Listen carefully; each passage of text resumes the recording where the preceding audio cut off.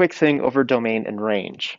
The domain of a function is the set of numbers that you can plug into the function, whereas the range is the numbers that you can get out of a function. So the domain would be the x's, the range would be the y's.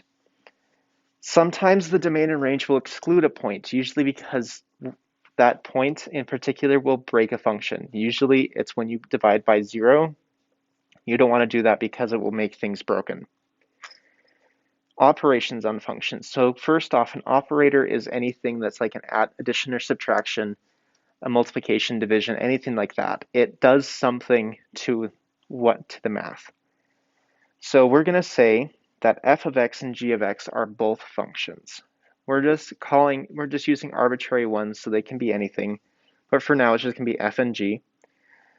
And with these two functions, you can add them together, you can subtract them, you can multiply them, or you can divide them, and these will all create a new function. The domain of these really nice and shiny functions depends on a lot of different things.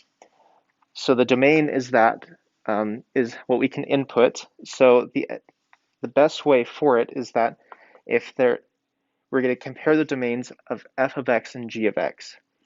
And we're going to see what x values are in both of those domains. And then that is going to be the domain of our new function.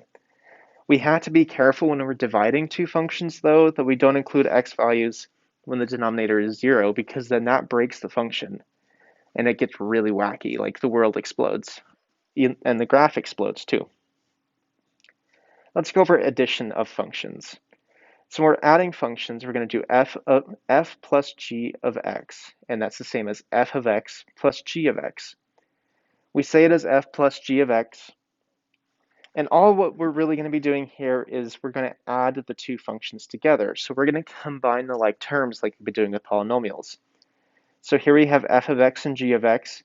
We're going to write it as f plus x of g, or plus f plus g of x is equal to, and then we're going to write down the two functions as an addition.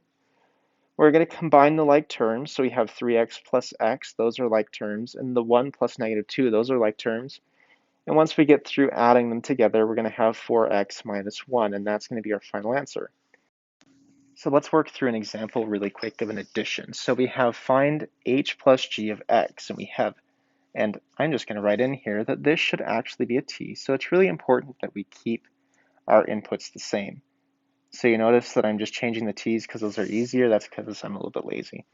Anyways, we're finding h plus g of t. We have h of t is equal to 2t plus 4, and g of t is equal to t squared minus 2t. So what we're going to want to do is we're going to write it down as an addition. So we have 2t minus 4 plus our g of t, which is t squared minus 2t. We're going to look for anything that might be a common term. So a like term, we have our 2t and our negative 2t.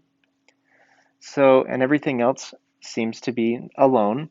So we're going to write that out as t squared plus 2t minus 2t, because those are our like terms, we're combining them there, minus 4. Well, these conveniently go to 0, so that leaves us with t squared minus 4. And that is our new equation. So what I want you to do now is we're going to do a quick check, and I want you to pause and take a look at the following functions. We're going to add them, and so we have f plus g of x. I know that some of them are n's. Actually, they're all n's. So in this case, we would want f plus g of n instead of x. But I'll let you have a few minutes to go through and pause the video and do this.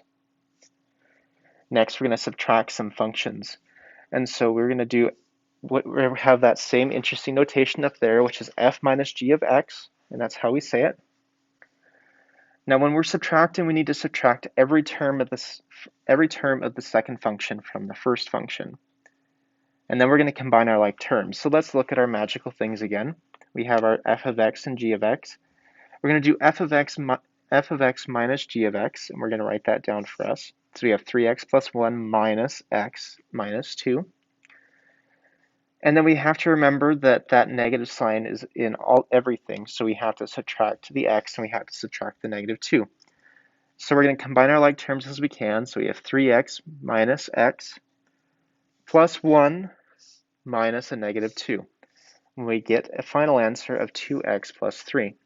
Let's work through an example again. We're going to find h of x minus g of x, and we have, and again, make sure that your terms match. As you can tell, I just copied and pasted these. So what we're going to do here is we're going to do, well, let's write it down first, h of t minus our g of t, which is t squared minus 2t. Now remember that negative sign is going into everything, so we're going to look for common terms. We have a common term there and a common term there. So we'll do everything else that we can. So this negative sign, when we pull it in, we have to make sure that we pull it in there. So we're subtracting 2t, and then we're adding together 2t because that one's positive, but we're going to subtract a negative 2t. And then we're going to add our 4 because that one's over there.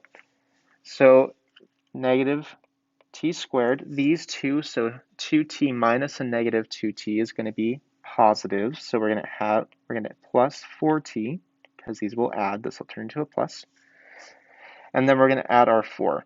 And that's going to be the answer there. Let's gonna pause and do a quick check right now. We're going to subtract the following functions. And I'm going to let you have a second to do that and pause.